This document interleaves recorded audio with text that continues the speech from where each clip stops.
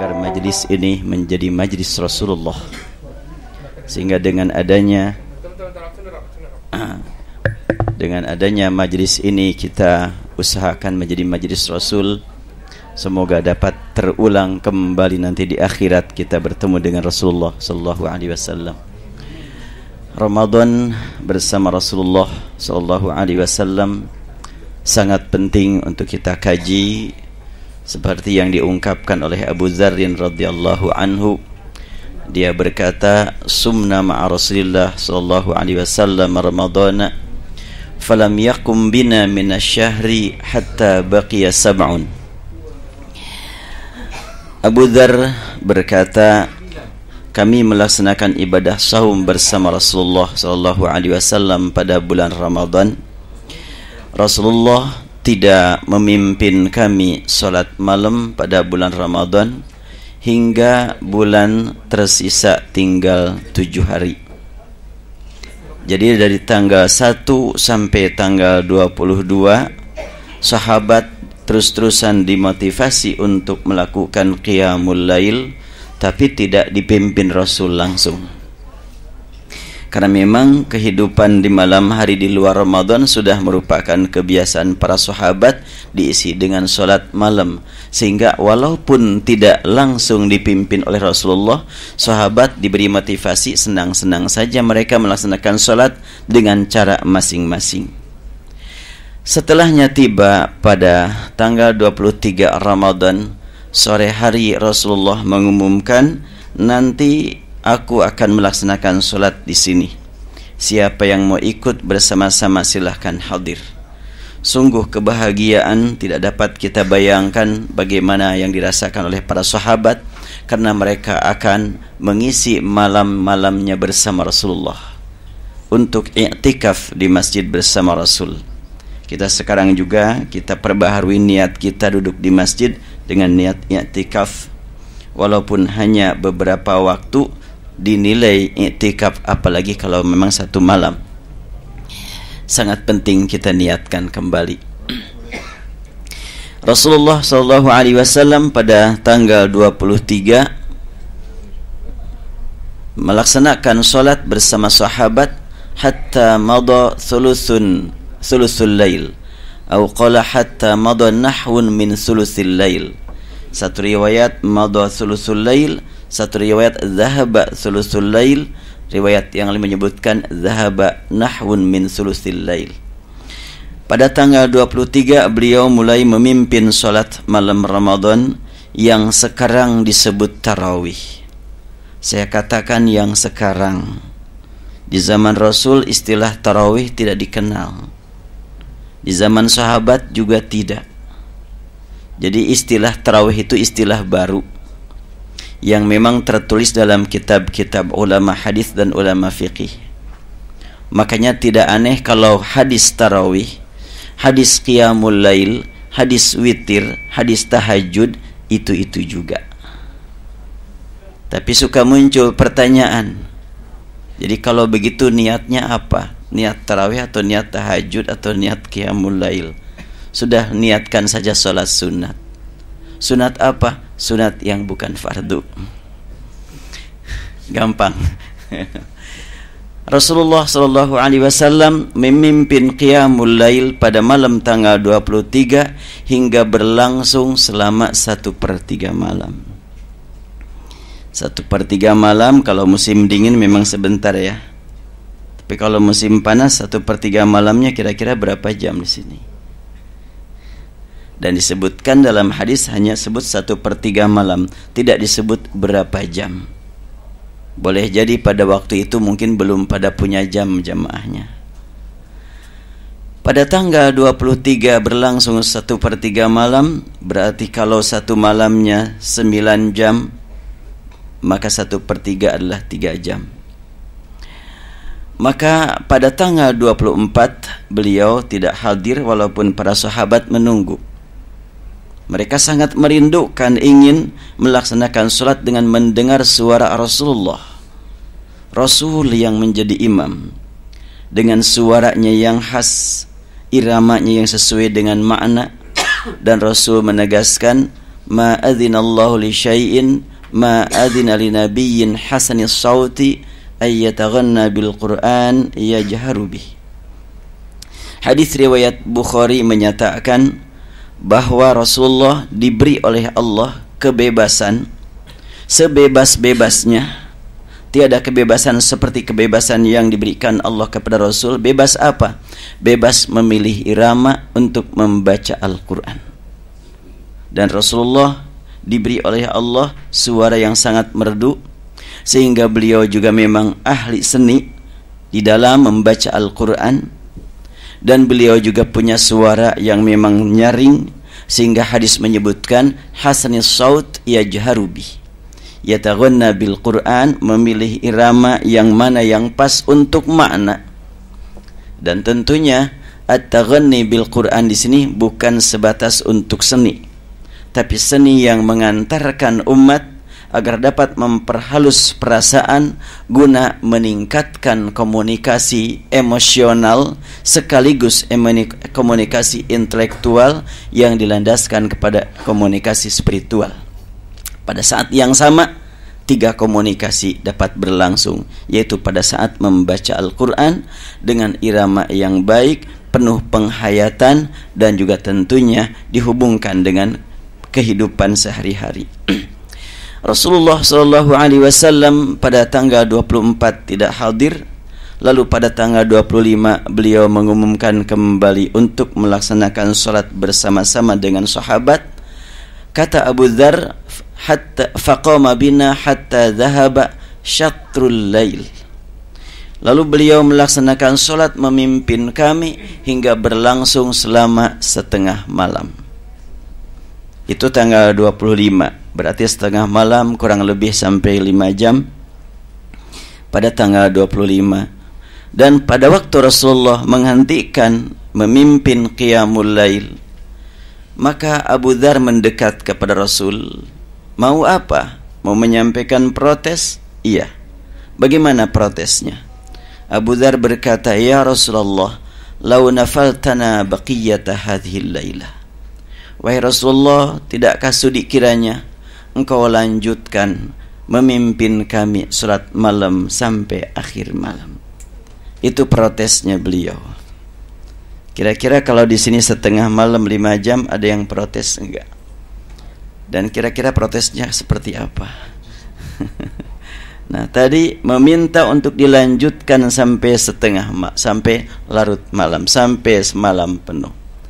Rasulullah SAW memberikan apresiasi kepada Abu Dzar dengan kalimat, innar rajula idza shalla ma'al imam hatta yansarif husiba lahu qiyamul lailah.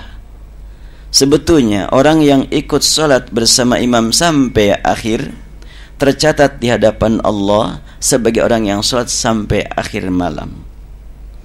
Memperhatikan kalimat ini berarti kalau orang ikut sholat yang disebut dengan tarawih 11 rakaat dan mau melaksanakan sholat lagi di akhir malam atau di tengah malam, tentunya tidak perlu meninggalkan yang 3-nya atau yang 1-nya. Ikuti saja sampai selesai, biar tercatat sebagai orang yang mendapatkan sholat semalam penuh karena ikut imam sampai selesai. Terus bagaimana, kan mau melaksanakan sholat lagi nanti di akhir malam atau di tengah malam? Ya kenapa? Ada masalah apa? Kan witir itu penutup sholat. Iya, akhir artinya jangan berakhir dalam genap. Bukankah kalau 11 tambah 2 ganjil juga? 11 tambah 4 ganjil juga akhirnya. Dan ini dipahami oleh para sahabat sendiri. Sabda Rasulullah, ij'alu akhir salatikum bil-laili witran, jadikan akhir salatmu di malam hari ganjil. Tidak dipahami kalau sudah ganjil dengan waktu yang masih panjang tidak boleh salat lagi. Dari mana larangan salat lagi itu? Sampai dikatakan tidak boleh salat kalau sudah ganjil. Larangan itu dari mana? Itu hanya sebatas pemahaman terhadap hadis tadi yang berbunyi jadikan akhir salatmu di malam hari ganjil. Dipahami kalau sudah ganjil jangan salat lagi, dipahami, bukan kata hadis. bukan kata Al-Quran. Tapi apakah Rasul pernah setelahnya ganjil sholat lagi? Iya, sering. Sahabat sering. Yang paling penting, hadis itu berbunyi, jadikan akhir sholatmu 1 malam itu ganjil. Apabila 11 tambah 4 15 masih ganjil. 11 tambah 10 ya 21 ya ganjil. Jadi sebetulnya itu murni pemahaman, bukan nas, bukan teks hadis. Makanya dirasa perlu untuk mengingatkan kita semuanya bahwa apa yang kita laksanakan dalam kehidupan sehari-hari berupa ibadah ini sebetulnya berlandaskan apa yang kita pahami dari Al-Quran dan Sunnah, bukan berlandaskan Al-Quran keseluruhan. Yang kita pahami baru sedikit. Yang boleh jadi orang memahami dari kanan, yang satu lagi memahami dari kiri, yang tentunya temuannya berbeda. Padahal kalau sudah bertemu, insya Allah akan saling melengkapi. Bukti dari hadis yang tadi, Rasulullah pernah bertanya kepada Abu Bakar, wahai Abu Bakar, mata tutiru? Wahai Abu Bakar, kapan engkau mewitirkan? Bukan kapan engkau sholat witir. Kapan engkau mewitirkan? Bukankah maksudnya sholat witir? Ya sholat witir itulah 1 malam itu sholat witir, kalau memang sudah ganjil semuanya. Kalau belum ganjil, belum disebut witir. Kalau sudah ganjil, baru disebut witir. Nah pertanyaannya, kapan kamu mewitirkan? Maka Abu Bakar menjawab, utiru awwalal lail. Aku biasa mewitirkan solat yang berjumlah ganjil itu di awal malam. Amma anta ya Umar, kalau engkau wahai Umar, kata Umar, akhiral lail. Umar biasa di akhir malam. Maka Rasul bersabda, anta ya Abu Bakar faqad akhadta bithiqah, wa amma anta ya Umar faqad akhadta bil quwwah. Engkau wahai Abu Bakar mengambil yang sudah dapat diyakini bahwa engkau sudah melaksanakan sholat ganjil. Sekiranya tertidur sampai subuh, tidak akan kecewa berat karena sudah melaksanakan dengan jumlah ganjil. Manakala bangun, tinggal tambah sholat ganjil itu dengan jumlah genap sehingga berakhir dengan ganjil juga, karena ganjil tambah genap adalah ganjil. Yang tidak dibenarkan 2 ganjil dalam 1 malam. Rasul bersabda, la witrani fi lailah. Tidak ada 2 ganjil dalam 1 malam, karena 2 ganjil jadi genap. Nah kemudian kamu Umar, akhadta bil quwwah. Engkau ini memang mengambil posisi yang memerlukan kekuatan, sehingga tidak boleh aku terlewat di akhir malam tanpa bangun. Harus bangun di akhir malam, karena Al-Quran menyebutkan wabil asharihum yastaghfirun. Waktu-waktu sahur sangat-sangat utama untuk digunakan demi meraih ampunan Allah dengan memohon kepadanya dengan penuh kekhusyuan. 2 orang sahabat yang sangat dekat dengan Rasul, dekat dalam berbagai segi. Pertama, kedekatan akidah. Kedua, kedekatan ibadah. Ketiga, kedekatan kekeluargaan, karena Abu Bakar dan Umar adalah mertua Rasulullah dua-duanya. Dan dua-duanya ternyata mendapatkan sanjungan dari Rasul, akhadta bithiqah, akhadta bil quwwah. Artinya, praktek sahabat, ada yang melaksanakan sholat ganjil di awal malam, nanti tinggal ditambah dengan genap sehingga berakhir jumlahnya tetap ganjil. Ada yang memang di awal malamnya tidak ganjil, genap saja, mengganjilkannya di akhir sehingga jumlah terakhir tetap ganjil. Kalau Abu Bakar dan Umar disebut sebagai oleh Rasulullah akhadta bithiqah, akhadta bil quwwah, Rasul sendiri bagaimana? Pernah enggak setelahnya melaksanakan sholat ganjil sholat lagi? Jelas. Hadis riwayat Muslim yang juga dikutip oleh Said Qutb dalam tafsir Fidhil Quran surat Al-Muzammil di akhir ayat, Aisyah radhiyallahu anha kedatangan seorang sahabat bernama Sa'id bin Hisham bin Amir. Ceritanya Sa'id bin Hisham bin Amir ini pemuda, sudah nikah, dia mendapatkan bimbingan ilahi berupa semangat berjuang, berjihad. Maka setelahnya tertanam dalam kalbunya semangat berjihad, dia pergi meninggalkan rumah menuju Madinah, cerita kepada orang Madinah, saya punya tanah di sini mau saya jual. Kenapa? Saya mau belikan untuk beli senjata. Buat apa? Aku ingin berperang ke Romawi. Berangkat sampai mati di sana. Ini semangatnya luar biasa. Jadi dulu juga ada yang begitu ya, semangat tanpa ilmu lah.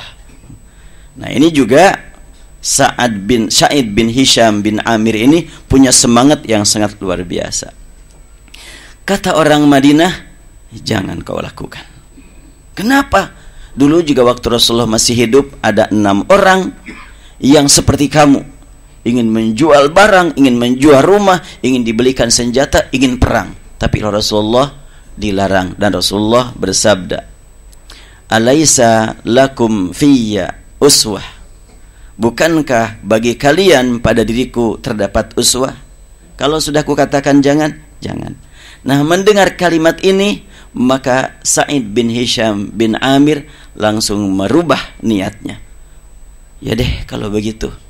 Akhirnya dia, sekarang kalau gitu saya akan pulang lagi, merujuk kembali istrinya. Oh ternyata dia sebelum berangkat nyerai dulu istrinya.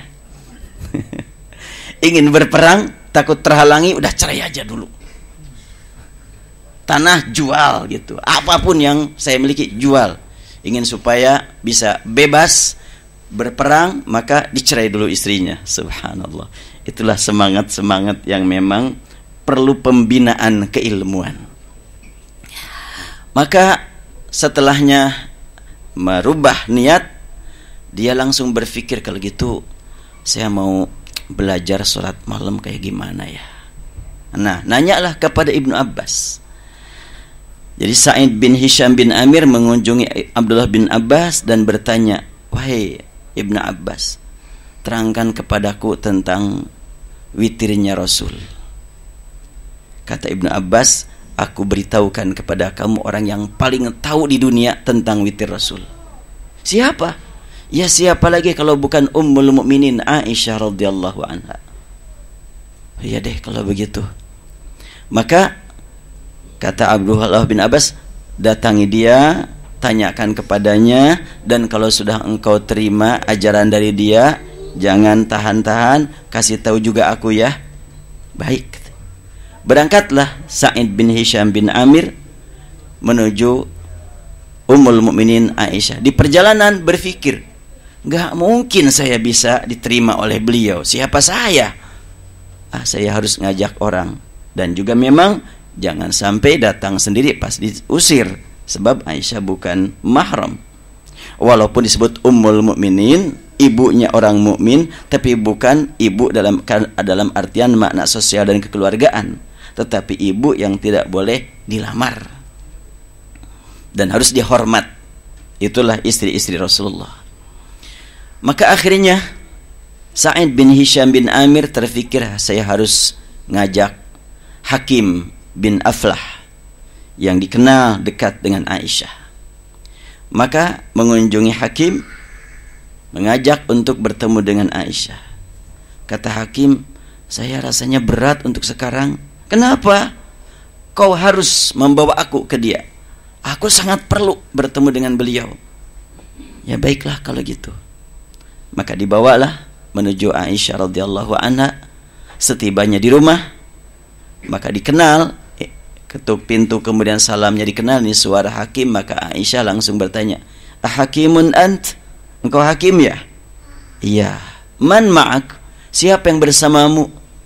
Sa'id bin Hisham. Ayo Hisham. Sa'id bin Hisham. Hisham yang mana? Disebutlah Hisham bin Amir. Oh iya, kalau Hisham bin Amir Aisyah kenal. Kenapa? Karena Amir lah seorang syuhada di perang Uhud. Sehingga Aisyah pun langsung terenyuh. Oh iya, saya harus menerima dua orang ini. Maka dipersilahkan untuk menghadap kepada Aisyah. Setelah itu Sa'id bin Hisham bertanya kepada Aisyah, wahai Ummul Mukminin, akhbirini bi khuluqi Rasulillah, terangkan kepadaku tentang akhlak Rasul.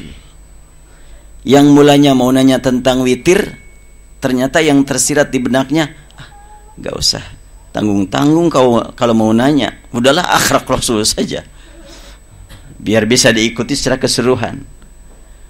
Setelahnya bertanya begitu, maka Aisyah balik nanya, alasta qara'tal Qur'an? Bukankah engkau suka membaca Al-Quran? Oh iya. Bala. Maka Aisyah bersabda, kana khuluquhul Qur'an. Itulah akhlak Rasul, adalah Al-Quran. Akhirnya merasa puas. Oh iya, kalau ingin akhlak Rasul saya tahu, karena Rasulnya sudah wafat kan. Kalau saya ingin tahu akhlak Rasul, adalah kaji Al-Quran. Jadi dengan sering-sering kita membaca dan mendengar Al-Quran, diharapkan kita termasuk yang berjuang mengikuti akhlak Rasul. Walaupun tidak sampai paham secara mendalam, tapi Al-Quran itu suka mengajak kita untuk lebih meningkatkan komunikasi kita dengan Allah. Allah berfirman, wa idza tuliyat alaihim ayatuhu zadatuhum imana. Bila dibacakan kepada mereka ayat-ayat Allah, maka ayat tersebut memberikan tambahan iman kepada mereka. Ada interaksi antara yang membaca, mendengar dengan Al-Quran itu sendiri. Manusia mendatangi Al-Quran, Al-Quran juga mendatangi manusia. Bahkan di dalam surat Al-Baqarah ayat 26 yang ada dua bacaan, fatalaqa Adamu min rabbihi kalimatin fataba alaihi. Itu kan qiraat Asim yang biasa kita baca. Tapi kalau qiraat Ibnu Katsir dengan riwayat Bazi dan Qumbul membacanya bagaimana? Fatalaqa Adama min rabbihi kalimatun fataba alaihi. Ada Adamu kalimatin, ada Adama kalimatun. Dua-duanya bacaan ini dari Rasulullah SAW yang boleh dipakai dalam salat. Fatalaqa Adamu min rabbi kalimatin. Adam mengharapkan ada bimbingan dari Allah, dan sudah Allah sediakan kalimat, maka Adam langsung menyambut kedatangan kalimat, menuju kalimat dan menerima kalimat. Itu talaqa Adamu min rabbi kalimatin. Bila dibaca fatalaqa Adama min rabbi kalimatun, maka kalimat yang menyambut kedatangan Adam, kalimat yang bergerak menuju Adam. Kalau Adamu kalimatin, Adam bergerak menuju kalimat. Dengan adanya dua bacaan ini, maka dapat semakin dibuktikan bahwa antara orang yang membaca Al-Quran dengan Al-Quran itu ada interaksi, saling mengunjungi, saling mendekati, saling merespon, saling menyambut. Subhanallah. Karena itu ketika kita membaca, selama memang kita mendengar atau membaca dan tertanam dalam kalbu kita keimanan sehingga niat terpelihara, maka antara kita dengan Al-Quran ada interaksi yang langsung. Walaupun tidak kita lihat seperti apa, tetapi pengaruhnya sangat besar.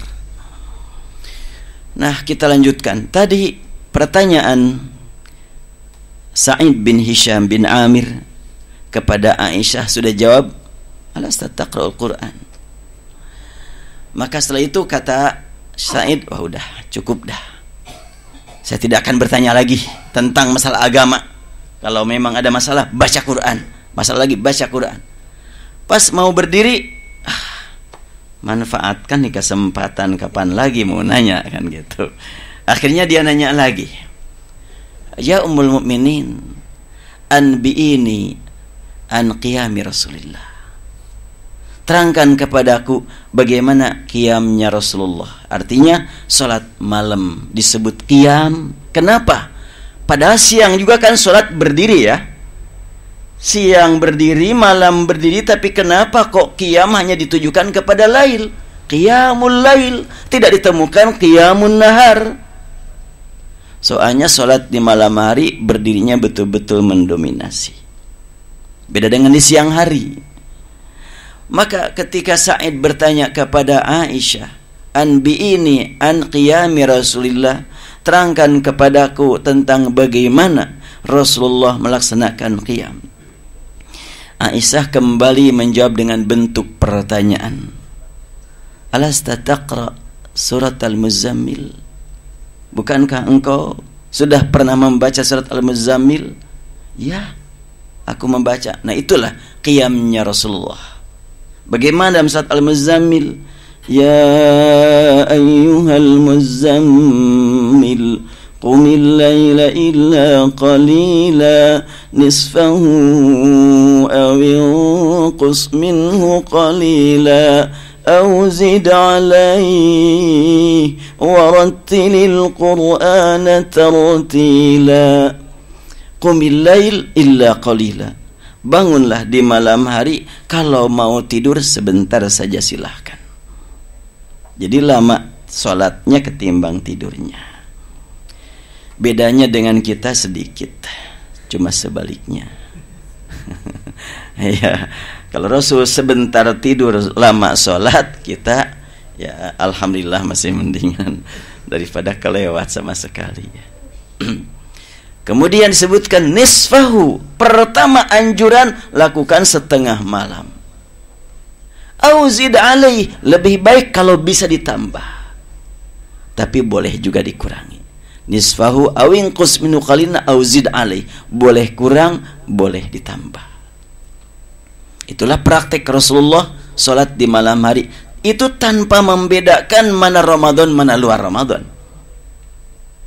Bahkan surat Al-Muzammil ini turun, Rasulullah melaksanakan sholat terus-menerus setiap malam bersama para sahabat setahun penuh tanpa ditinggal satu malam pun, karena pada waktu itu dinyatakan sebagai sesuatu yang fardu sebab belum turun kewajiban sholat 5 waktu. Yang fardunya pada malam saja.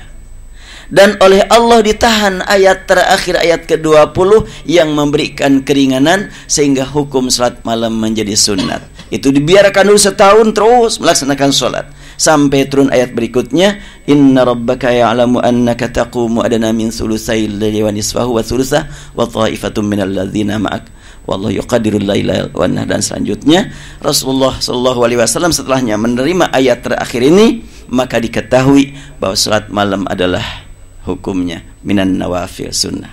Terutama ada kalimat alimallahu an sayakun minkum marada.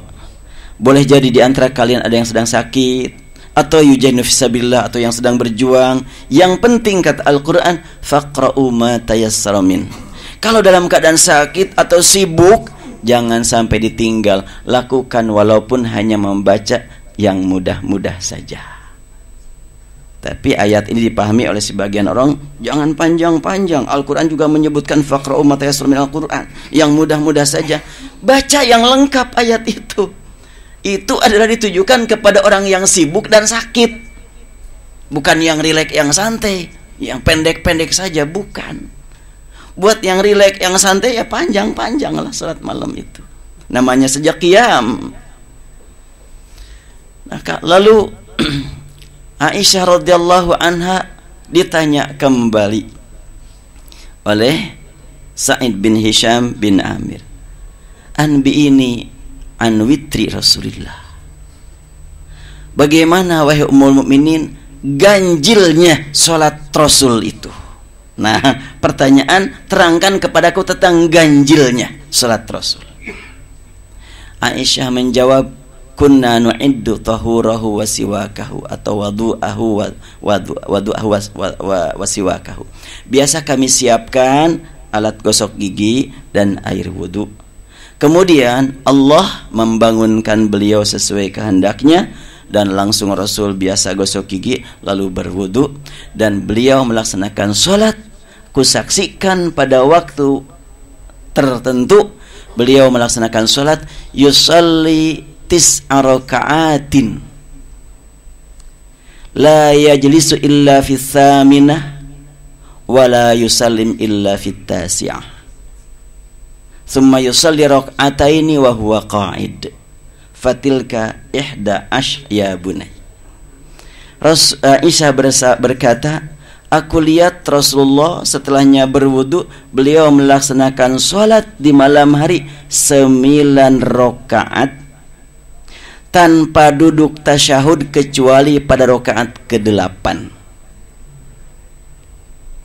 Dan setelah itu beliau bangun lagi, tidak salam. Kemudian pada rakaat ke-9 baru beliau tasyahud dan salam. Lalu beliau salat lagi 2 rakaat. Fatil katis'un, maka semuanya berjumlah 11. Jadi 11 di sini ternyata 9 tambah 2. Ini membuktikan bahwa Rasul sendiri mewitirkan terkadang di akhir sekali, terkadang di tengah. Boleh-boleh saja. Yang penting kalimatnya mewitirkan. Dan Rasul bertanya kepada Abu Bakar, mata tutiru. Kata kerja tutiru itu, bukan kata benda itu. Kapan kamu mewitirkan, mengganjilkan solat yang mesti jumlah ganjil? Demikian pula Aisyah ketika bertanya kepada Rasulullah tentang hadis 11 yang lainnya, yaitu yang 443. Nanti insya Allah dibahas yang 443 bagaimana. Kita sekarang mengkaji bukan seperti kajian yang sudah berlalu, tapi bagaimana kita tingkatkan kajian. Kita selesaikan dulu hadis ini. Kemudian kata Aisyah, falamma asanna wa akhadha al-lahma yusalli sab'an la yusallimu illa fi sabi'ah thumma yusalli rak'atain wa huwa qa'idun kama kan. Kata Aisyah, pada waktu Rasulullah sudah lanjut usia, badannya sudah agak gemuk. Nah, siapa nih yang lanjut usia badannya gemuk nih? Apakah itu sunnah Rasul ya? Nah, Rasulullah ketika badannya sudah agak kegemukan, sudah lanjut usia, beliau sholat 7 rakaat tidak salam kecuali pada rakaat ke-7. Lalu beliau salam rakaat ke-7, kemudian setelah itu sholat lagi 2 rakaat. Fatilka tis'un ya bunai. Maka kata Ummul Mukminin, nah jumlah kesemuanya jadi 9 wahai anakku. Inilah ganjil juga. 7 tambah 2, 9 tambah 2, 4 tambah 3. Ganjil semuanya juga. Jadi sebahagian dari kita kalau mau sholat di tengah malam atau di akhir malam, ikut tarawih suka pada waktu 8 pada bubar gitu.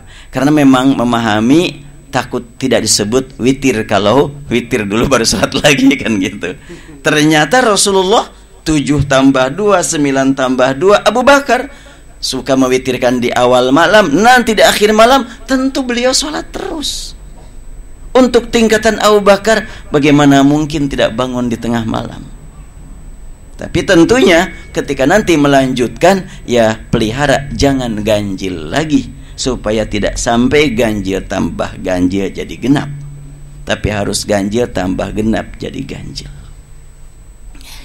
Hadis yang tadi belum selesai dari Abu Dzar. Abu Dzar setelahnya Rasulullah menghentikan tengah malam berkata, ya Rasulullah, lau nafaltana baqiyata hadhil lailah. Wahai Rasulullah, tidakkah sudi kiranya engkau lanjutkan memimpin kami salat sampai akhir malam? Rasul bersabda, innar rajula idza shalla ma'al imam husib hatta yansarif husiba lahu qiyamul lailah. Orang yang ikut salat bersama imam sampai akhir tercatat di hadapan Allah dapat nilai 1 malam sholat. Maka manakala nanti ditambah lagi sholat lagi, wah luar biasa, lebih berkualitas lagi sholatnya. Jadi kalau begitu, tidak mesti kalau umpamanya mau sholat lagi di akhir malam, tidak mesti menghentikan sholat sebelum imam berhenti. Silakan saja lanjutkan sampai akhir. Lebih-lebih lagi kalau yang tinggalnya di sop pertama, nggak ganggu tuh ya, mengganggu soft itu. Lanjutkan saja sampai akhir gitu. Nanti mau sholat di akhir malam, silakan lakukan sholat. Muncul lagi pertanyaan umpamanya, jadi harus berapa rakaat? Kalau umpamanya sudah 11, nanti sholat lagi. Kan Rasul juga cuma 11. Baik, pada waktu yang pertemuan yang lalu sebutkan bahwa 11-nya Rasulullah itu bukan karena memang menentukan harus angka, Tapi karena enggak ada waktu untuk lebih dari 11. Kalimat hadis, baik kita sekarang masuk, tapi ini belum selesai di sini. Selesaikan dulu di sini ya. Nah, tanggal 25 seperti itu. Tanggal 26 tidak berlangsung sholat berjamaah dengan Rasul lagi. Walaupun para sahabat sangat berharap. Pada tanggal 27 Rasulullah berada di masjid dan mengutus sahabat arsala ila banatihi wa nisaihi wa hasyadan nas jami'an. Rasulullah pada tanggal 27 menyuruh seorang sahabat untuk ngasih tahu putri-putrinya dan istri-istrinya agar datang ke masjid ikut bersama Rasulullah salat, dan juga masyarakat luas diumumkan. Berlangsunglah pada tanggal 27 sampai kata Abu Dzar hatta khashina ayyafutanal falah. Kalau tanggal 23 sepertiga malam, tanggal 25 setengah malam, tanggal 27 sampai kami merasa khawatir tidak dapat sahur. Artinya sudah mendekati waktu sahur masih sholat terus. Tapi kan Rasul sendiri kan menganjurkan jangan sampai melewatkan sahur.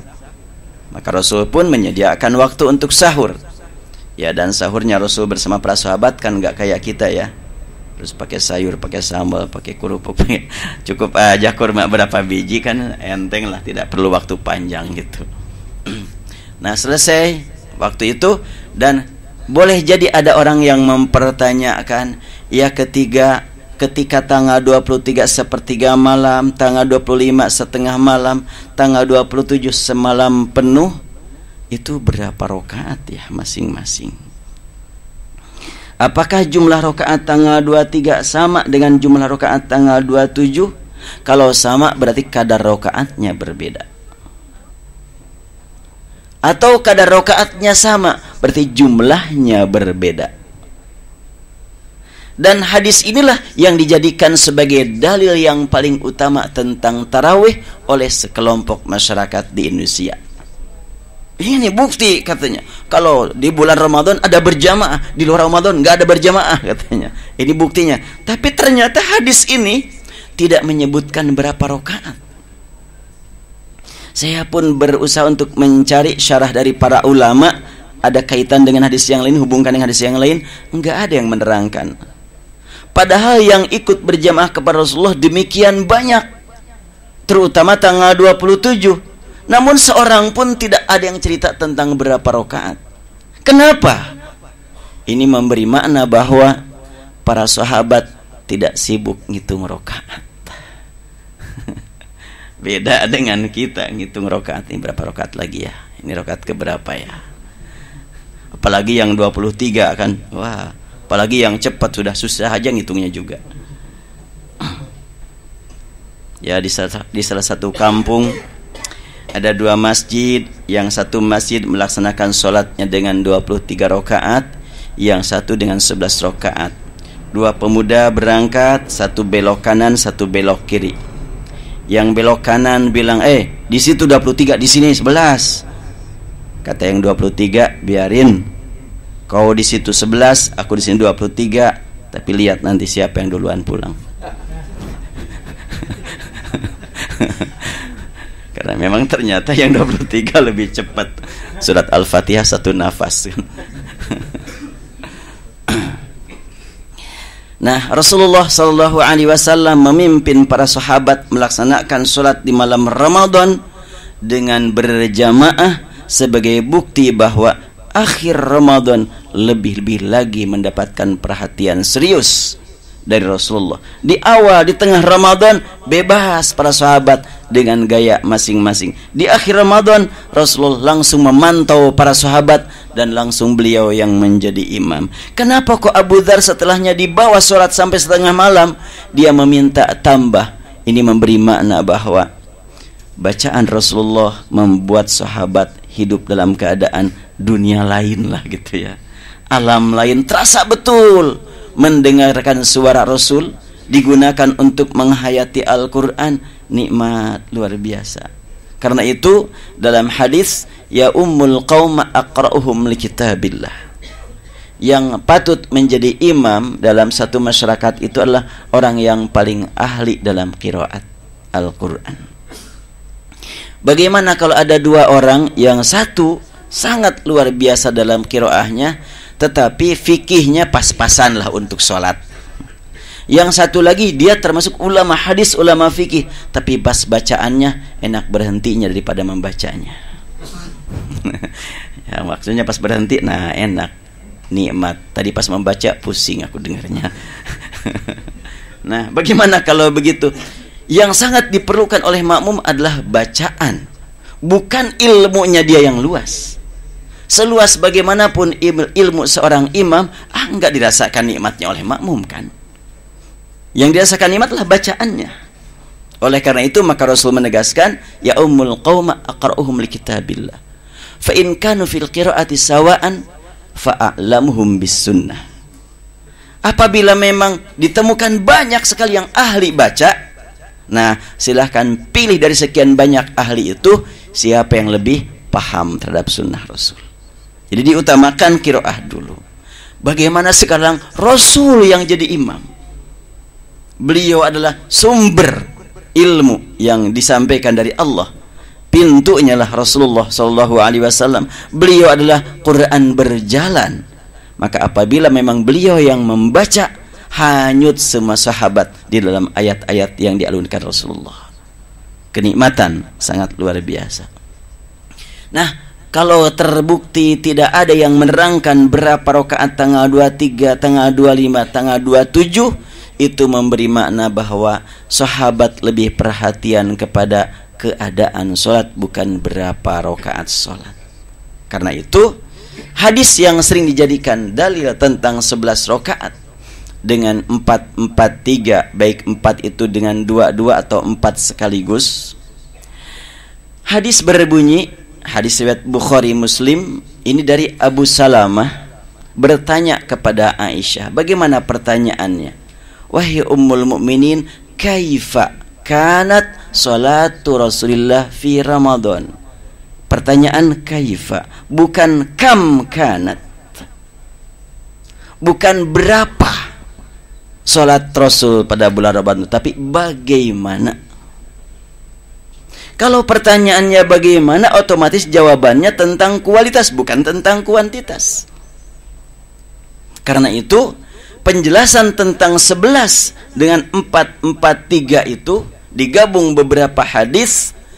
Hadis lain menyebutkan bagaimana witir Rasul. Kata Aisyah, Rasul pertama 4 di awal malam, 4 di tengah malam, 3 di akhir malam. Jadi artinya 11 itu 4 istirahat dulu sejenak, istirahat tidur maksudnya. Kemudian laksanakan lagi 4, capek 4-nya Rasul ya, lalu tidur lagi sejenak. Baru setelah itu di akhir malam beliau laksanakan lagi sholat. Nah, ketika Abu Salamah bertanya kepada Aisyah, kaifa kanat, bagaimana keadaan? Bagaimana pertanyaannya tentang keadaan sholat Rasul pada bulan Ramadan? Memang ada kekhususan pertanyaan tentang bulan Ramadan memberi makna bahwa Abu Salamah punya dugaan ada perbedaan antara di dalam Ramadan dengan di luar Ramadan. Betulkah begitu Rasulullah? Kita lihat jawabannya. Aisyah menjawab, maka Rasulullah yazidu fi Ramadan wala fi ghairi. Rasul itu mau di dalam ataupun di luar, sama ya, tidak biasa melebihi. Kalau arti tidak pernah, bukan makana yazid, tapi kana la yazid. Tapi kalau makana yazidu, makna yang lebih pas, tidak biasa lebih. Kalau tidak biasa lebih, berarti biasa kurang. Dan bukan tidak pernah lebih.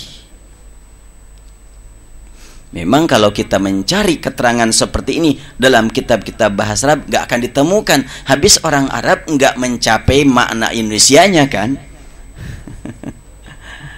Jadi dalam hal ini sangat diperlukan kajian hadis, kajian Al-Quran, di samping kita membaca rujukan-rujukan dari para ulama orang Arab, sangat perlu juga untuk dikomunikasikan dengan bahasa masing-masing. Maka Rasulullah yazidu fi Ramadan wala fi ghairi ala 11 rakaatan. Rasul, kata Ummul Mukminin, tidak biasa melebihi baik di dalam ataupun di luar Ramadan lebih banyak dari 11. Kenapa? Kok tidak biasa lebih? Kata Aisyah, yusalli arba'an fala tas'alan husnina wa tulihinna. Pertama beliau laksanakan 4, makanya jangan kau tanya bagus dan panjangnya. Bukan larangan kalau dilanggar jadi dosa, enggak ini maksudnya. Tapi makna jangan bertanya itu, ya kalau umpamanya ada orang yang ahli, bagaimana sini saya punya dialah, jangan kau tanya. Maksudnya apa itu? Tentunya yang ahli adalah dia, yang lain nggak ada lagi lebih ahli dari dia. Nah itu juga makna jangan kau tanya tentang an husnihinna wa tulihinna. Artinya betapa panjang dan bagusnya salat beliau. Lalu laksanakan lagi 4, jangan kau tanya, sampai diulang lagi nih. Thumma yusalli arba'an fala tas'al an husnina wa tulihinna. Thumma yusalli thalathan. Lalu beliau laksanakan 3. Apakah 4 itu sekaligus satu salam? Mungkin. Jangankan 4, 9 juga pernah satu salam. Atau yang 4 itu 2-2? Mungkin juga. Inilah yang diungkapkan oleh ulama Madinah, ulama Mekah, Syekh Utsaimin menyebutkan, ya jangan terburu-buru, katanya kalau disebut 4 rakaat adalah satu salam, jangan terburu-buru begitu, kata beliau. Boleh jadi 4 itulah 2 salam. Karena digabungkan dengan hadis yang lain, yaitu ada mathna. Bila 4 satu salam bagaimana? Ya Rasulullah 7 rakaat saja satu salam boleh. Jadi sah-sah saja. Artinya kalau begitu sangat bervariasi beliau melaksanakan salat di malam hari itu. Jadi kita pun sah-sah saja kalau bervariasi. Sehingga saya kalau diminta jadi imam di tanah air kemudian keliling, saya suka nanya dulu bagaimana biasanya di sini. Bukan saya berlandaskan hadis harus begini. Sombong amat berlandaskan hadis. Emang yang lain tidak berlandaskan hadis. Tapi makanya saya tanya bagaimana di sini biasanya. Oh di sini 2-2-3 baik. Oh di sini 2-2-1 ayo. Oh di sini 4-4-3 ya. Oh di sini 2 kali 11 jadi 22 tambah 1 ayo. Udah. Enteng-enteng sajalah. Karena Rasulullah tidak menetapkan harus berapa rakaat. Terus yang 11 itu kan dari Rasul. Iya. Dijelaskan oleh Aisyah, Rasul itu pernah 11, pernah 7 dan mempersilahkan 5 dan mempersilahkan 3. Bahkan Rasul bersabda ketika ditanya oleh seorang sahabat, bagaimana apabila kami mau salat malam? Rasulullah bersabda, mathna. Idza khafa ahadukum falyusalli rak'atan. Tutiru ma madha. Rasul bersabda ketika ditanya bagaimana salat kami di malam hari, Rasul bersabda silahkan 2-2-2. Lalu ganjilkanlah dengan 1. Dan apabila takut kesubuhan, pas bangun jam 4, aduh takut kesubuhan, silahkanlah 1 rakaat. Soalnya kan 1 rakaat biasa 1 jamnya. Bagi yang mau, yang biasa 1 jam. Nah jadi setelah itu Aisyah menceritakan kepada Abu Salamah, aku juga nanya kepada Rasulullah, atanamu qabla an tutira? Apakah engkau tidur terlebih dahulu sebelum engkau mewitirkan? Bukan sebelum engkau salat witir ya. Sebelum engkau mewitirkan, kata tutir itu kata kerja. Sebelum engkau mengganjilkan salat yang mesti jumlah ganjil, apakah engkau tidur terlebih dahulu? Rasul bersabda di luar jangkauan penanya. Apa jawaban Rasul? Inna ainayya tanaman wa la yanamu qalbi. Sungguhnya 2 mataku tertutup tidur, tapi kalbuku tidak pernah tidur. Jadi kalau ada ungkapan yang menyatakan kalau tahajud harus tidur dulu, tidur gaya kita, Rasul tidak pernah. Jadi Rasul tidak pernah tahajud. Sebetulnya disebut tahajud itu kenapa? Ini perlu kita perhatikan bahasa. Salat di malam hari, lail namanya. Lama berdirinya, qiyam, maka digabungkan menjadi qiyamul lail. Lakukan dengan rileks, kan nggak ada pekerjaan di malam hari, nggak sibuk ngurus yang lain, maka lakukan dengan rileks, dengan santai, dengan tarwih, maka disebut tarawih. Jadi kalau sholatnya terburu-buru, tergesa-gesa, itu bukan tarawih. Apa kalau memburu-buru? Tajil dah. Tapi kan nggak disebut sholat tajil. Karena memang di malam hari biasa orang lain tidur, kita tidak tidur. Bahasa Arabnya tidak tidur, tahajud. Mau di awal, di tengah, di akhir, sama, tidak tidur itu tahajud. Dalam bahasa kita juga kan ada satu kata, apabila ditambah satu lagi, maknanya berbalik. Normal, abnormal, formal, informal, kan jadi berbalik ya. Umpamanya apalagi direct, indirect, jadi berbalik. Demikian juga hajada tidur, tahajada tidak tidur.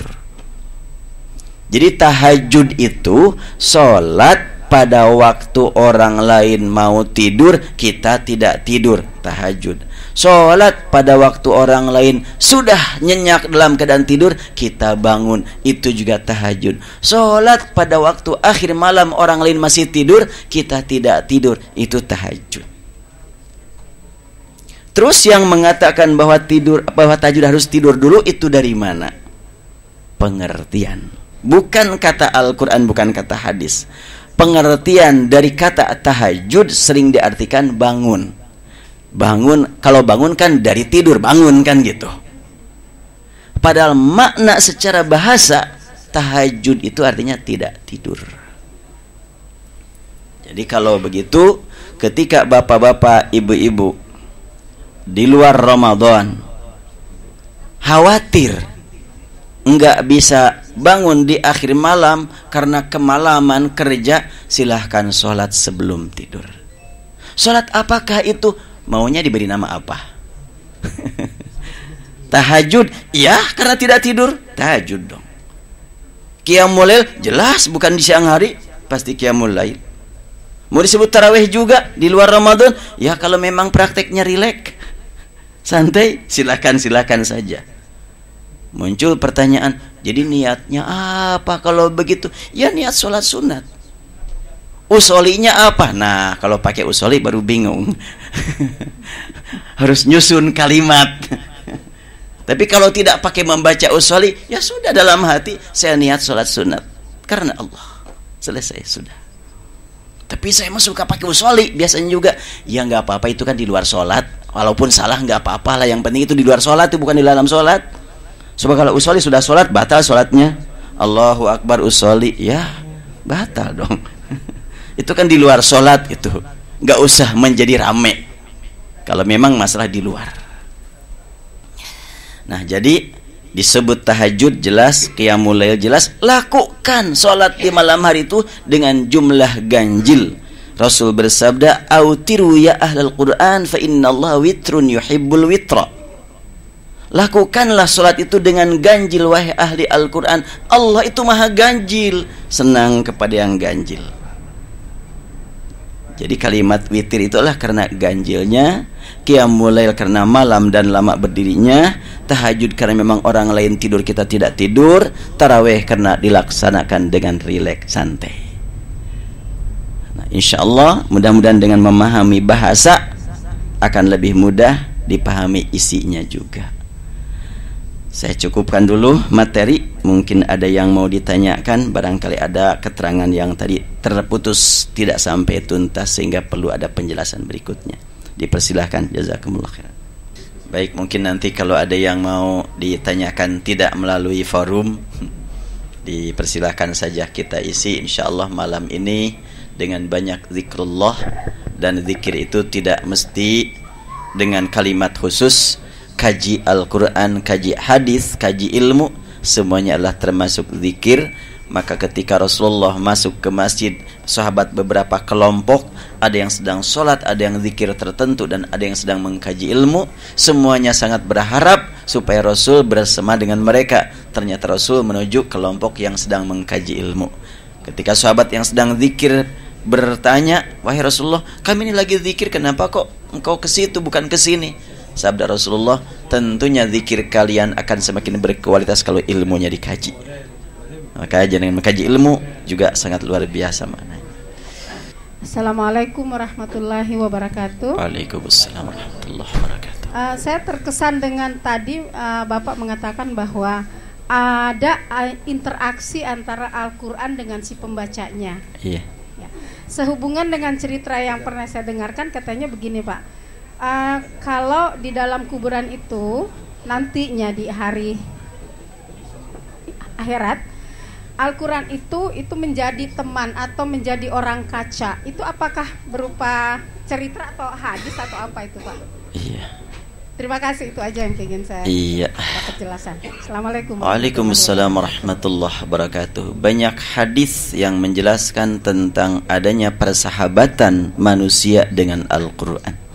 Antara lain hadis yang paling populer, Rasul bersabda, Iqra'ul Quran fa innahu ya'ti yaumal qiyamah syafi'an li ashabi.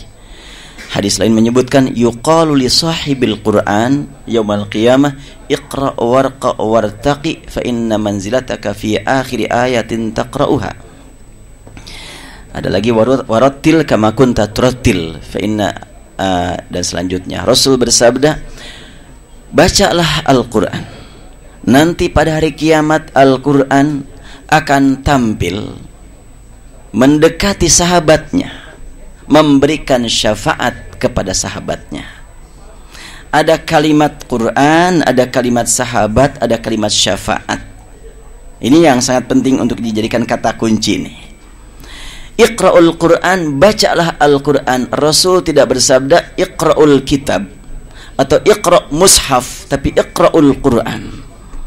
Quran itu tidak kelihatan oleh mata, tapi terdengar dan terucap dengan lisan. Itulah Quran. Manakala Bapak Ibu megang mushaf, yang dipegang adalah mushaf, lalu dibuka, yang terlihat adalah kitab, yang terlihat dengan mata, ada A, ada I. Ketika dibaca, itulah Quran. Dan nanti pada hari kiamat yang menjelma itu Quran. Tampil Quran. Kayak apa sih nanti di akhirat kok Al-Quran hidup datang? Gak usah dibayang-bayangkan, gak akan sampai otak kita. Berbagai kehidupan akhirat gak bisa dipahami dengan tafsiran dunia. Cukup saja diimani. Dan nanti akan datang Al-Quran memberikan syafaat kepada sahabatnya. Pertama yang harus kita jadikan sebagai pegangan adalah kita harus menjadi sahabat Al-Quran. Dan tidak mungkin dapat dikatakan sahabat kalau belum pernah ada interaksi yang sangat akrab. Bukan cuma sekedar kenal. Kalau kenal bukan sahabat. Kenal enggak dengan Presiden Amerika? Ya kenal si fulan. Bersahabat? Ya enggak. Nah, dengan Al-Quran jangan cuma kenal, tapi harus bersahabat. Kalau bersahabat, ketika Al-Quran berbicara tentang peringatan, kita yang diingatkan. Al-Quran berbicara tentang surga, kita yang senantiasa digiring untuk supaya menuju surga, sehingga kenikmatan-kenikmatan di dunia terlihat kecil. Makanya tidak akan merasa berat untuk menyalurkan harta guna kepentingan akhirat. Kalau memang sudah tertanam dalam kalbu kenikmatan hidup bersama Al-Quran. Itulah bersahabat dengan Al-Quran. Manakala Al-Quran berbicara tentang kisah-kisah masa lalu, kita yakin betul kisah dalam Al-Quran pasti benarnya dan penuh dengan hidayah dan tarbiyah. Beda dengan kisah-kisah yang di luar Al-Quran. Kadang-kadang iya terjadi dan banyak sekali yang tidak terjadi tapi disebut kisah. Oh ini kisah nyata, oh ini kisah tidak nyata, kan gitu. Sampai ada dua istilah tuh, ada nyata dan tidak nyata. Namanya juga sebut kisah juga. Tapi Al-Quran kisahnya. Nah ketika Al-Quran dibaca penuh dengan membacaan dengan kisah, kita dibawa untuk jalan-jalan melihat kehidupan Nabi Yusuf, Nabi Sulaiman, Nabi Syuaib dan selanjutnya. Demikianlah berinteraksi. Jadi ada interaksi dengan Al-Quran. Dan apabila Al-Quran mengandung pertanyaan, siapa yang ditanya? Kita. Dan pertanyaan tentunya ada beberapa tingkatan kan. Ada pertanyaan untuk dijawab, ada pertanyaan untuk direnungkan. Dan ada pertanyaan untuk dinikmati. Kalau ibu-ibu punya anak yang sedang lucu-lucunya, namanya siapa? Umpamanya Muhammad, nanya, siapa namanya? Muhammad. Sudah bisa baca apa? Sudah bisa ini. Coba mau dengar, dia membaca langsung didengar. Siapa yang ngajarin? Yang menanya. Siapa yang ngasih nama? Yang nanya juga. Jadi kalau begitu buat apa bertanya? Enak mendengar jawabannya. Allah lebih dari itu ketika kita merespon pertanyaan Allah. Alam tara anna Allah khalaqas samawati wal arda bil haqq. Alam tara ila alladhina baddalu ni'matallahi kufra. Alam tara kaifa daraballahu mathala. Pertanyaan terulang dalam Al-Qur'an. Manakala kita respon dengan sikap kita, Allah Maha tahu bagaimana kita merespon. Lebih daripada sekedar nikmatnya seorang bapak, seorang ibu mendengar jawaban anak yang sudah diketahui jawabannya apa, tapi dengar nanya lagi, nanya lagi, nanya lagi. Allah lebih dari sekedar itu. Nah, kalau kita sudah merasakan nikmat mendengar pertanyaan dalam Al-Quran dan kita jawab terus, itulah salah satu bagian dari makna interaksi dengan Al-Quran. Dan Rasulullah SAW ternyata sewaktu beliau membaca surat Al-Ma'idah saat surat malam sampai kepada ayat yang berbunyi in tu'adzibuhum fa innahum 'ibaduk wa in taghfir lahum fa innaka antal azizul hakim. Pas ayat ini dibaca oleh Rasulullah mengangkat tangan sambil bersabda, Allahumma ummati ummati. Itulah interaksi Rasul dengan Al-Quran. Kenapa kok Rasulullah bersabda begitu? Ayat berbicara, sekiranya engkau ya Allah ingin menyiksa mereka, semua mereka hambamu, dan sekiranya engkau ampuni mereka, sungguh engkau maha perkasa, maha mulia. Rasul membaca ayat ini langsung terlihat umat, ada yang selamat, ada yang celaka. Maka Rasulullah langsung menghadap kepada Allah, menyampaikan isi hatinya dengan menyatakan, ya Allah umatku, umatku. Rasul tidak bersabda, ya Allah selamatkan semua umatku. Ya, memang ada yang berhak diselamatkan, ada yang enggak sih. Tapi Rasulullah menyampaikan kepekaan beliau membaca ayat dengan menyatakan, ya Allah umatku, umatku. Itu salah satu bukti ya interaksinya beliau yang diikuti oleh para sahabat, para ulama, dan sampai sekarang. Wallahu alam. Assalamualaikum Ustaz. Yang ingin saya tanyakan, setelah sholat fajar masih adakah sholat witir? Kalau misalnya ada, itu kan sholat sunat. Tapi kalau tidak salah, kalau itu merupakan satu keharusan. Keharusannya itu misalnya kalau kita lupa setelah sholat subuh, kita bisa qadha. Apa betul begitu Pak? Iya. Sholat fajar sering diartikan dengan beragam ya. Allah Subhanahu wa ta'ala menegaskan kalimat wal fajr itu adalah, kalau dalam surat Al-Isra, wa Qur'an al-fajri inna Qur'an al-fajri kana mashhuda. Salat, tegakkan salat ketika tergelincir matahari sampai larut malam, dan jangan sampai kurang perhatian kepada Qur'an al-fajr, yaitu salat subuh. Jadi salat fajar adalah salat fardu subuh 2 rakaat. Kemudian sunat fajar adalah qabla subuh. Apabila sebelum subuh ada solat lagi, itu bukan solat fajar, bukan juga sunat fajar, itu masih masuk kepada qiyamul lail, masuk kepada tahajud, atau masuk kepada witir, atau masuk kepada tarawih, kalau sebelum tiba waktu subuh. Nah, bagaimana kalau umpamanya terlewat solat yang ganjil karena ketiduran? Sebelum tidur dia sholat 4 rakaat umpamanya, rencana nanti mau sholat lagi di akhir malam, ketiduran, bangun-bangun sudah azan subuh. Itu bagaimana? Kalau memang tidak pernah meninggalkan sholat ganjil, Rasulullah juga mempersilahkan untuk sholat ganjil walaupun sudah tiba waktu azan 1 rakaat, untuk membuktikan bahwa kita betul-betul penuh perhatian pada sholat ganjil itu. Tapi kalau udah biasa mah tidur lagi ya enggak lah. Nah, kemudian kalau sudah sholat subuh, tentunya yang ada adalah sunat qabla subuh, hanya 2 rakaat. Dan setelah sholat subuh tentunya tidak ada sholat sunat lagi. Bagaimana dengan adanya orang yang tidak pernah meninggalkan qobla subuh, tapi pada waktu itu dengan kondisi yang di luar dugaan, tidak sempat masuk masjid, imam sudah takbiratul ihram, sholat fardu. Kalau umpamanya sholat sunat dulu, berarti ini mengutamakan sunat, kurang perhatian kepada wajib, langsung sholat ikut kepada imam. Dan pada zaman Rasul terjadi salah seorang sahabat selesai sholat subuh, dia sholat lagi, yaitu sholat sunat yang ketinggalan, karena dia tidak pernah ketinggalan, waktu itu ketinggalan. Lalu oleh Rasul ditanya, kenapa kamu sholat lagi? Iya, tadi kelewat qoblanya.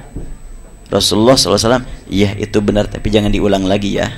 Artinya jangan diulang lagi, jangan terlambat lagi sholatnya. Itu maknanya. Allahu a'lam.